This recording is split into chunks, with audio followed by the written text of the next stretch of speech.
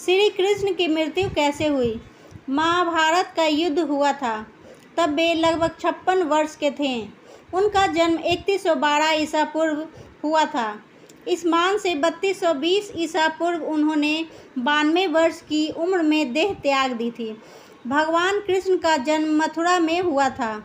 उनका बचपन गोकुल, वृंदावन, नंदगांव, बरसाना आदि जगहों पर बीता। अपने मामा कंस का वध करने के बाद उन्होंने अपने माता पिता को कंस के कारागार से मुक्त कराया और फिर जनता के अनुरोध पर मथुरा का राजभार संभाला। कंस के मारे जाने के बाद कंस का ससुर जरासंध कृष्ण का कट्टर शत्रु बन गया। जरासंध के कारण कालयवन मारा गया। उसके बाद कृष्ण ने द्वारिका में अपना निवास स्थान बनाया और वहीं रहकर उन्होंने महाभारत युद्ध में भाग लिया। महाभारत युद्ध के बाद कृष्ण ने 36 वर्ष तक द्वारिका में राज्य किया। विष्णु पुराण धर्म के विरुद्ध आचरण करने के दुष्परिणाम स्वरूप अंत में दुर्योधन आदि मारे गए और कौरव का वंश का विनाश हो गया। महाभारत युद्ध के पश्चात सांत्वना देने के उद्देश्य से भगवान श्री कृष्ण गांधारी के पास गए। गांधारी अपने 100 पुत्रों की मृत्यु के शोक में अत्यंत व्याकुल थी। भगवान श्री कृष्ण को देखते ही गांधारी ने क्रोधित होकर उन्हें शाप दिया कि तुम्हारे कारण जिस प्रकार से मेरे 100 पुत्रों का नाश हुआ है, उसी प्रकार तुम्हारे वंश का भी आपस में एक दूसरे को मारने के कारण नाश हो जाएगा। भगवान श्री कृष्ण ने माता गांधारी के उस शाप को पूर्ण करने के लिए अपने कुल के यादवों की मति फेर दी। इसका यह मतलब नहीं कि उन्होंने यदुओं के वंश के नाश का शाप दिया था, सिर्फ कृष्ण वंश को शाप था। महाभारत का युद्ध समाप्त हो चुका था। कृष्ण द्वारिका में ही रहते थे। पांडव भी युधिष्ठिर को राज्य सौंपकर जंगल चले गए थे।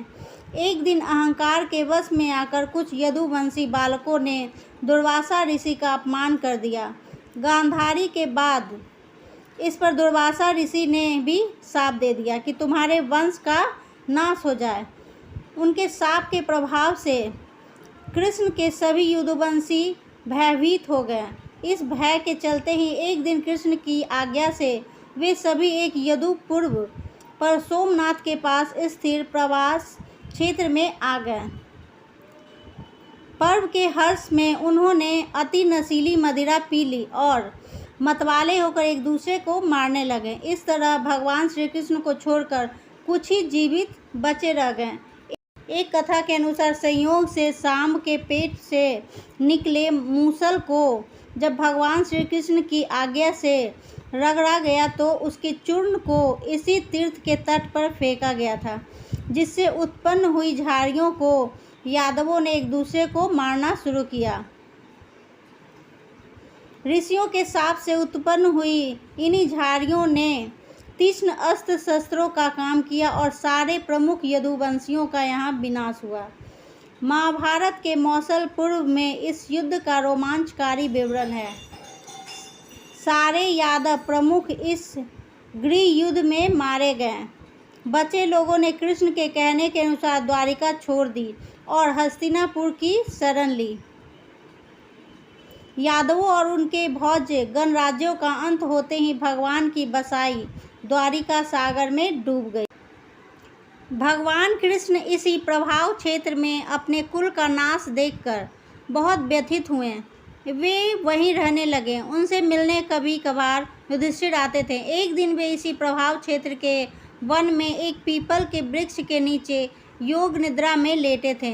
तभी जरा नामक एक बहेलिये ने भूलवश उन्हें हिरण समझकर विष युक्त बाण चला दिया, जो उनके पैर के तलुए में जाकर लगा और भगवान श्री कृष्ण ने इसी को बहाना बनाकर देह त्याग दी।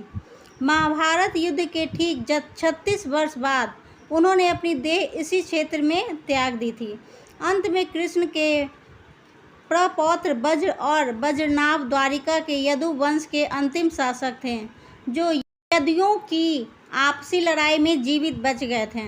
द्वारिका के समुद्र में डूबने पर अर्जुन द्वारिका गए और वज्र तथा शेष बची यादव महिलाओं को हस्तिनापुर ले गए। कृष्ण के प्रपौत्र वज्र को हस्तिनापुर में मथुरा का राजा घोषित किया। वज्रनाभ के नाम से ही मथुरा क्षेत्र को ब्रजमंडल कहा जाता है। दोस्तों, मेरी वीडियो पसंद आए तो इसे लाइक करें, शेयर करें। ऐसी वीडियो देखने के लिए मेरे चैनल को भी सब्सक्राइब करें। तब तक के लिए थैंक्स फॉर वॉचिंग। बाय।